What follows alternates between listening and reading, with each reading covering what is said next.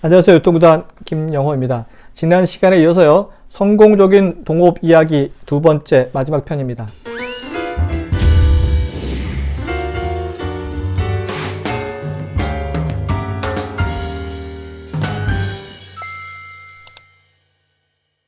항상 나중에 분쟁에 대비해서 동업자와의 계약서 체결은 아주 필수죠.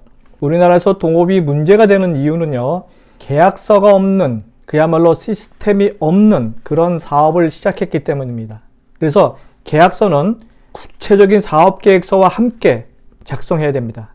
계약서는 파트너를 서로를 옭아매기 위해서 쓰는 것이 아니라 사업의 주체자가 누구이고 사업의 방향과 지분관계, 권한 등을 모두 구체적인 사항을 적어 넣어야 합니다.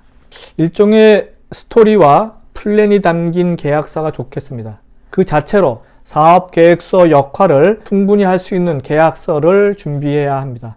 이때 사업계획서 작성 시에요. 동업관계의 지분관계와 투명성 유지를 지속해야 합니다. 동업에서 가장 민감한 부분이자 동업이 파탄에 이르는 주요 원인 중에 하나가 바로 지분관계입니다. 5대5로 배분되는 공평한 지분관계는 싸움을 유발하게 됩니다. 절대 5대5로 하면 안 됩니다.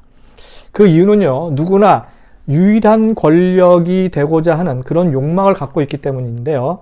동업자들은 공평한 지분관계보다는 애초부터 6대4나 7대3으로 불균형한 지분관계가 파트너십을 유지하는데 상당히 더 도움이 된다고 합니다. 지분이 적다고 손해를 보는 것이 아니고 지분이 높다고 이익을 보는 것이 아니죠.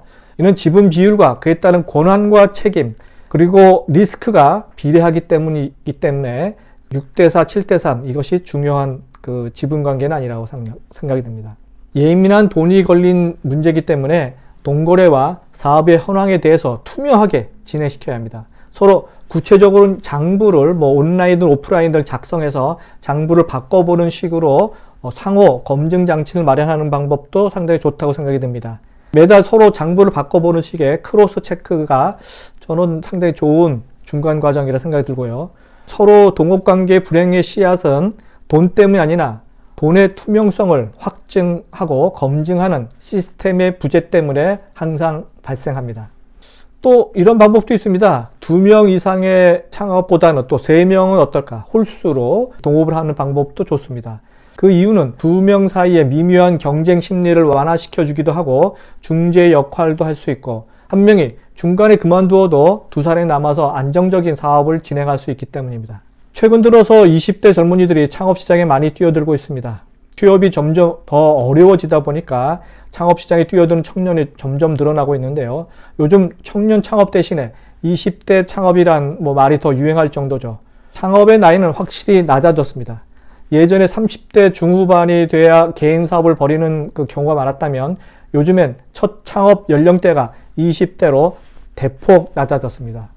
또한 국가에서 20대 창업하시는 분들을 위한 지원 사업이 워낙 많다 보니까 이런 결과가 나오지 않았나 생각이 들고요. 그리고 성취감을 우선시하는 그런 개성 있는 젊은 층이 또 많아졌기 때문에 이런 결과가 나오지 않았나 생각이 듭니다. 물론 자신의 눈높이에 맞는 취직이 어려워진 점도 또 한 원인이 되겠지만 이보다는 창업이 인생의 진로를 선택하는 하나의 방법이라는 인식의 새로운 전환, 새로운 자리매김이 새로운 창업 트렌드 한 요소가 되었으면 누구나 알 수 있겠습니다. 마지막 결론 부분입니다. 동업의 최종 목표는 무엇일까요? 동업의 최종 목표는 아름다운 이별입니다. 아름다운 이별. 한국의 대표적 동업그룹 LG 있었죠. 아름다운 결말에 아주 모범적인 케이스입니다. 60년 가까운 그 긴 시간 동안 잡음 하나 없이 동업을 이어온 구씨 가문과 허씨 가문 사례는 여러분도 잘 알고 있을 것입니다. 지난 2005년 성문법보다 더 중요한 가문의 불문법을 통해서 감정적 대립 없이 깔끔하게 사업을 다 분화 완료됐습니다.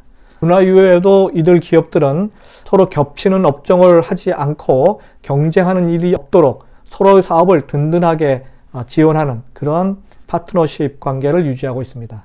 어차피 영원한 동업은 이 세상에 존재하지 않습니다. 동업을 시작할 때는 반드시 끝을 염두에 두고 해체와 분화에 대한 시나리오를 만들어 놓아야 합니다. 계약서 만들 때 사업이 최악의 상황으로 마무리될 때와 성공 이후에 모든 경우의 수를 고려해서 만들어야 한다는 의미죠. 떠나간 동업자가 경쟁자로 돌변하는 것은 동업의 아주 최악의 상황입니다. 네, 이상은 유통구단 김영호의 성공적인 동업의 최종 목표는 두 번째 편이었습니다. 다음 시간에 뵙도록 하겠습니다.